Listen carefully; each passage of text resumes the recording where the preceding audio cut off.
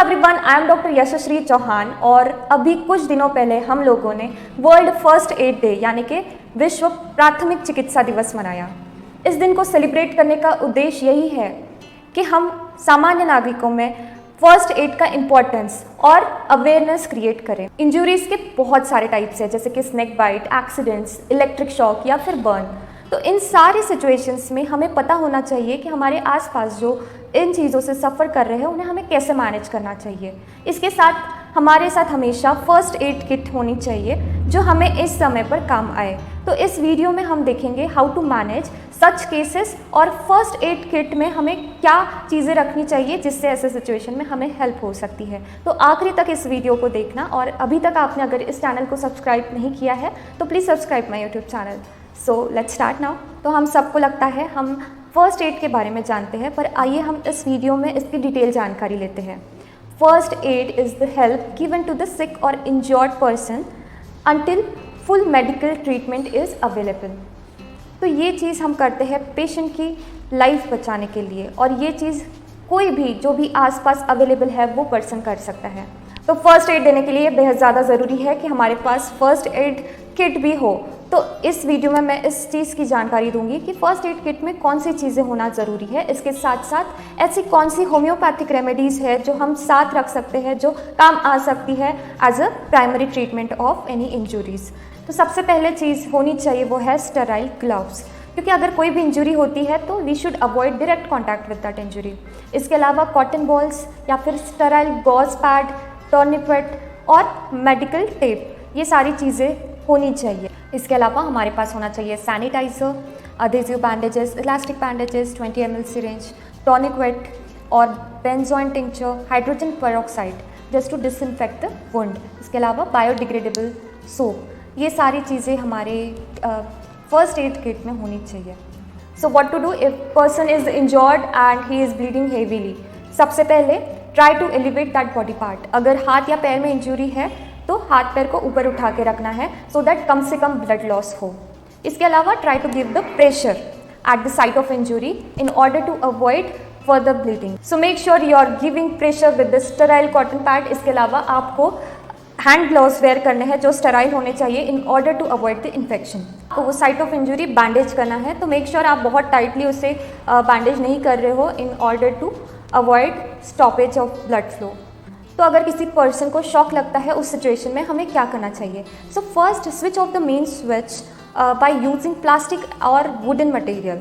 इसके अलावा आपको पेशेंट को ज़मीन पे लिटाना है and elevate his feet. Make sure आप पिलो उनके सर के नीचे नहीं रख रहे हैं, और if patient is not breathing try to check out the pulse. अगर पल्स नहीं मिल रहे हैं एंड वो पेशेंट ब्रीथ नहीं कर रहा है तो आपको उस पेशेंट को CPR देना होगा। CPR कैसे देते हैं इसकी लिंक मैंने डिस्क्रिप्शन बॉक्स में दी है। Next situation is snake bite. अगर स्नेक बाइट होता है ऐसे केसेस में आपको क्या करना चाहिए। First and most important thing is don't get panic, keep yourself in calm position, और आपके आसपास भी लोगों को काम रखने की कोशिश करिए, because not necessarily every snake is poisonous. So जब भी स्नेक बाइट होता है try to capture the photo of that snake, because जब आप डॉक्टर के पास जाओगे उन्हें एंटीवेनम देते वक्त वो काम आ सकता है। विद दिस, अगर आपने बहुत ज़्यादा टाइट क्लोथिंग किया हो, वेस्ट बेल्ट या फिर कोई ऑर्नामेंट, वॉचेस, चेन अगर वेयर किया है तो आपने वो निकाल लेना चाहिए तुरंत। इसके अलावा never tourniquet, like never use that tight bandages around the site of injury. या बहुत सारे लोग कट देते हैं जहाँ पे स्नेक बाइट हुआ है, तो वो भी आपको नहीं करना है। आइस एप्लीकेशन भी नहीं करना है, और कैफीन या फिर alcohol consumption to antidote the snake venom, ये भी चीज़ आपको नहीं करनी है। Wash the site of snake bite with the help of soap, और आपको तुरंत डॉक्टर की हेल्प लेनी है। And try to avoid driving car और व्हीकल बाय योर सेल्फ, क्योंकि बहुत सी केसेस में due to venom patient dizzy feel कर सकता है and you may land up into the more serious condition. So third situation is burn. Burning के cases में हमें क्या करना चाहिए। So first and most important thing is try to get rid of tight bandages like watch या ornaments, waist belt या tight clothing हमें avoid करनी है। इसके अलावा जो भी इंजर्ड पार्ट है, अफेक्टेड पार्ट है, उसे हमें कवर करना है with the help of sterile cotton pad. Try to keep yourself काम इन दिस सिचुएशन एंड जो पेशेंट सफ़र कर रहा है उसे भी काम रखने की कोशिश करिए। If he is not breathing again you have to give CPR जब तक आपको मेडिकल हेल्प नहीं मिल जाती। इसके अलावा अगर आप बैंडेज कर रहे हो आपको वो बहुत टाइटली नहीं करना है and you can use antibiotic lotions या फिर पेट्रोलियम बेस्ड लोशंस, एलोवेरा। तो there are 3 P's of first aid. First P is prevent life. अगर हम सही समय पर सही हेल्प पेशेंट को प्रोवाइड कर सकते हैं तो हम किसी की लाइफ सेव कर सकते हैं। इसके अलावा second P is prevent the situation worsening. अगर इंजरी हुई है एनी टाइप ऑफ इंजरी तो हम उसे वर्स होने से बचा रहे हैं सो दैट रिकवरी भी फास्ट हो जाए। Exactly that's what our third P is, that is promote recovery. So these 3 P's we can follow to save someone's life. आइए चलिए बात करते हैं लास्ट बट इंटरेस्टिंग टॉपिक पर, that is scope of homeopathy in the cases of injuries. Homeopathy is quick acting.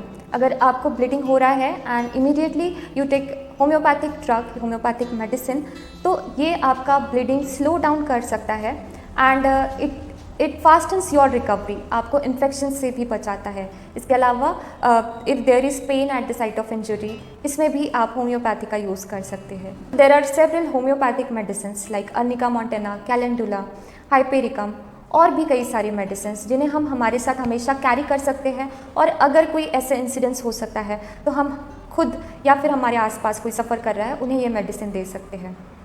Arnica हमारा bleeding, haemorrhage जो है वो स्लो डाउन करता है। इसके अलावा हाइपेरिकम, अगर नर्व एंडिंग्स इन्वॉल्व है कोई भी इंजरी में और बहुत ज़्यादा दर्द, बहुत ज़्यादा पेन हो रहा है, ऐसे केसेस में हम हाइपेरिकम दे सकते हैं। इसके अलावा there is a medicine called calendula. कोई भी पेशेंट हो, गैंग्रीन, एक्सीडेंट्स या फिर डायबिटीज़ से सफ़र कर रहा हो, एनी पेशेंट, हम उसका dressing with the help of this calendula mother tincture ointment हम कर सकते हैं, जिससे इन्फेक्शन भी नहीं होगा, कम से कम पॉसिबिलिटी होगी और रिकवरी भी फास्ट होगी, हीलिंग भी बहुत फास्ट होगा। और दिस प्रिवेंट्स स्कारिंग, बहुत ज़्यादा स्कार मार्क्स नहीं आएंगे। This is the benefit of using homeopathic drugs in the cases of injuries. So this is all about first aid. So make sure you yourself and your dear ones are safe from this situations which I have mentioned. तो ऐसा situation आ भी जाता है तो now you know what to do as an emergency help until you get the medical treatment. So for any queries or medical consultation, contact me on the given details. Thank you.